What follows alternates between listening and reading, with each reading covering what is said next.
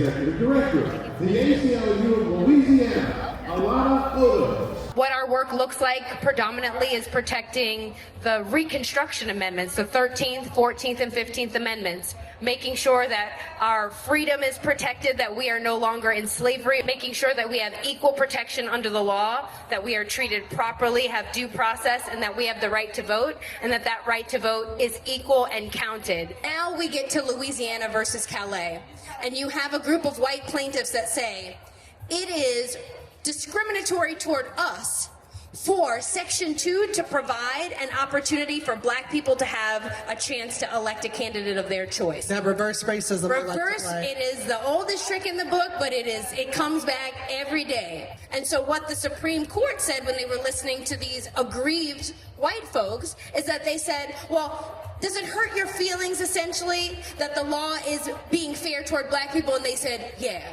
Does it make you feel bad that you may not be able to have all the seats in Congress? And they said, yeah. And you know what the Supreme Court said? They aligned themselves with white grievance, and they turned their back on the civil rights movement. They turned their back on all of the work that our ancestors had done to be able to get the Voting Rights Act.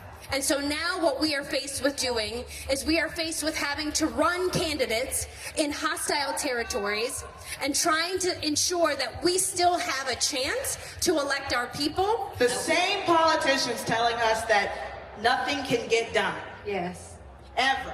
exactly. Can call a special session days after a Supreme Court decision lands that no one knew what date it was going to land, and eliminate a black district overnight. That has happened in Tennessee, that has happened In Louisiana, that has happened in Alabama. They tried to do it in Georgia, and I want to bring up a point about what happens when we come out and we raise our voices. Because well, look at you going to my last question. there we go. Because they tried to do it in Georgia and they did not succeed. They said we wasn't about to have that.